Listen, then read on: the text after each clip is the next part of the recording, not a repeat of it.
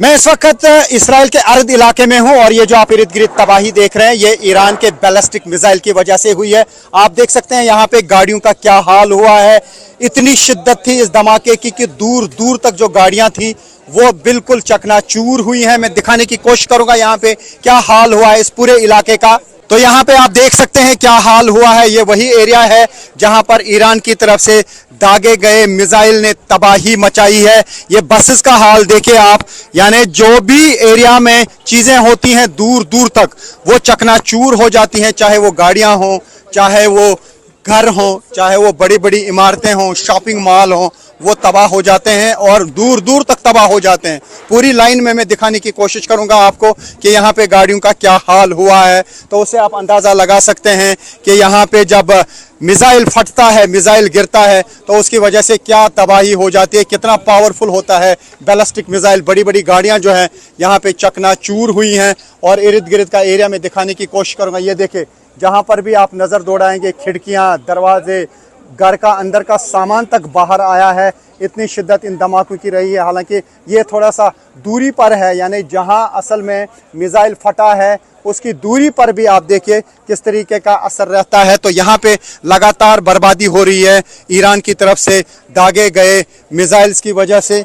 तो ये आप देख सकते हैं। मैं कोशिश करूँगा यहाँ पे आपको दिखाने की कि यहाँ पे बड़ी बड़ी गाड़ियों का क्या हाल हुआ है। ये हुआ है ईरान की तरफ से दागे गए मिसाइल्स की वजह से। और न्यूज़ 18 इंडिया की टीम है रियल ग्राउंड ज़ीरो पर, उस जगह पर जहाँ पर ईरान की तरफ से दागे गए मिसाइल ने भयंकर तबाही मचाई है। इंडिया की टीम पहुंची है अर्द में, उस जगह पर जहां पर बैलिस्टिक मिसाइल गिरा है। ईरान की तरफ से जो बैलिस्टिक मिसाइल दागा गया, ये आप देख सकते हैं क्या हाल यहाँ पे हुआ है। यही वो एग्जैक्ट स्पॉट है, लेकिन इर्द गिर्द इतनी तबाही हुई है कि जिसे अल्फाज में बयां करना मुश्किल है। मैं दिखाने की कोशिश करूंगा आपको इर्द गिर्द क्या हुआ। ये जो आप बिल्डिंग्स देख रहे हैं ये सब तबाह हो चुकी हैं और इर्द गिर्द तकरीबन 1 किलोमीटर के एरिया का हाल यही है। तो ये वो जगह है जो डायरेक्ट हिट हुई है, यानी इसी पे मिसाइल गिरा है। और ये इर्द गिर्द देखिए मिसाइल गिरने के बाद क्या हाल हुआ है। ये अर्द है, डमोना में भी काफ़ी तबाही हुई है और ये वो जगह है जहाँ पर करीब 150 लोग घायल हुए हैं और उनमें से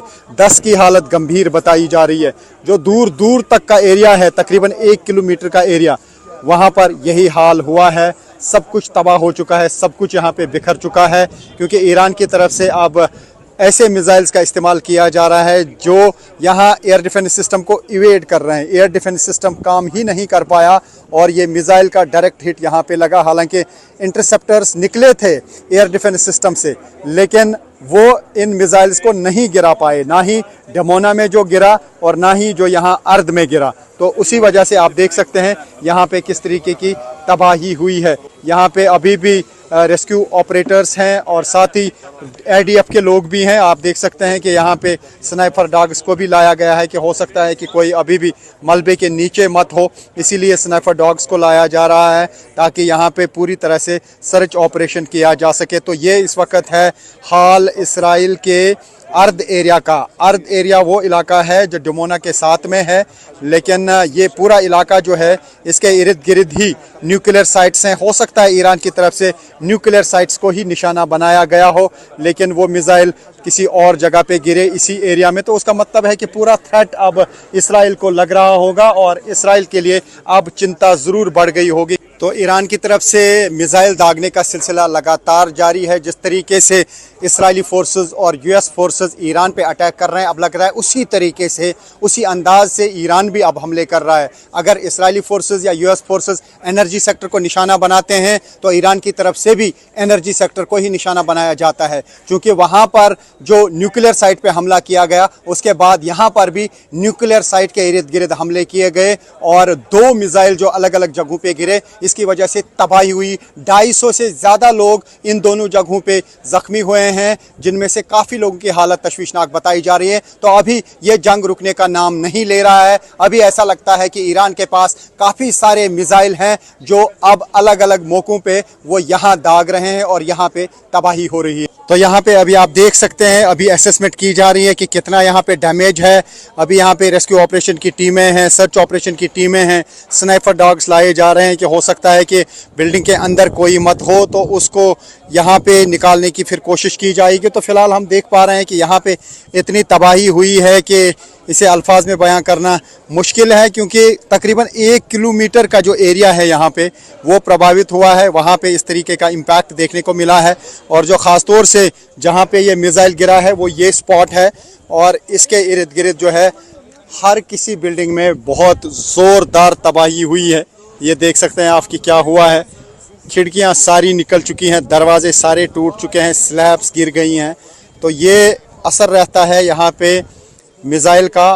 कितनी ताकतवर मिसाइल होती है, बताया जा रहा है कि 500 किलो से ज़्यादा एक्सप्लोसिव इस मिसाइल में होता है जो ईरान की तरफ से दागे जाते हैं। क्लस्टर बॉम्ब्स का भी इस्तेमाल किया गया। यहाँ पे हम देख पा रहे हैं कि कभी कभी आसमान में जब मिसाइल देखने को मिलता है तो उसके बाद छोटे छोटे बॉम्ब भी देखने को मिलते हैं काफ़ी सारे। तो वही है जो क्लस्टर बॉम्ब है, और उसकी वजह से अलग अलग जगहों पे तबाही हो जाती है। लेकिन यहाँ पे पूरी तरह से कंप्लीट जो बैलिस्टिक मिसाइल है वही डायरेक्ट हिट कर गया, और उसकी वजह से यहाँ पे सब कुछ तबाह हो चुका है। और ये है इस वक्त यहाँ इस स्पॉट के हाल। यहाँ अर्द एरिया है, ये साउथ इसराइल का एक हिस्सा है। यहाँ पे आप देख सकते हैं कि IDF की तरफ से अब देखा जा रहा है इस मैप पे कि कौन कौन सा मकान तबाह हुआ है। जिस तरीके की यहाँ पे मैप्स होते हैं, और ये आप देख सकते हैं कि ये पूरा इलाका जो है ये पूरा इलाका तबाह हुआ है, और अब मार्किंग की जा रही है मैप पर कि कौन कौन सी बिल्डिंग यहाँ पे तबाह हो चुकी है। और इससे आप अंदाज़ा लगा सकते हैं कि अभी यहाँ पे किस तरीके की तबाही हुई है। ये पूरा इलाका तबाह हुआ है। इस पूरे इलाके